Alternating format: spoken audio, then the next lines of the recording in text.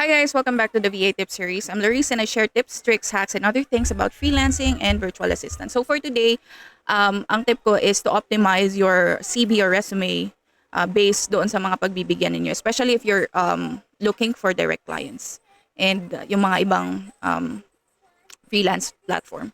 So we were taught before na once you have a resume, you can send it sa mga companies, and usually yung mga resumes natin merong template na alam niyo yun, kailangan ng family members, reference, lahat ng educational attainments mo. So you don't need all that.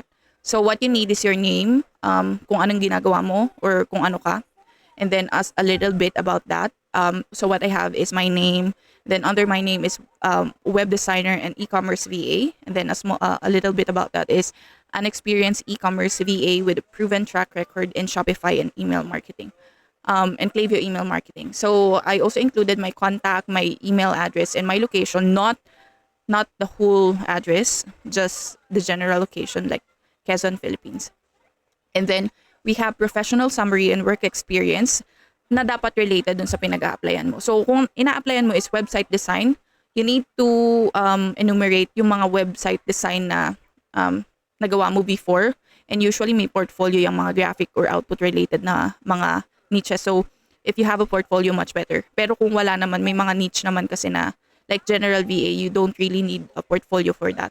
So and then yung mga hindi related na work experience mo before, for example, yun nga, website design yung ina-applyan ko, and customer service ako before. Nilagay ko lang yung company na nag-workan ko doon, and then I just put customer service and technical support. And then hindi ko na enumerate yung mga ginawa ko for that company. You also need to include the apps and softwares that you know, and then your core skills and abilities. Doon yun na pwedeng ilagay yung mga ibang abilities nyo. And yung, syempre, lagi nyo i-highlight kung kanino kayo magsisend. Kung, yun nga, need nyo i-optimize siya based kung kanino nyo isasend yung CV nyo or resume. And then you don't need to include all the educational attainment na nakuha nyo. So the highest one will be okay na yun. And then for the references, make it available upon request na lang.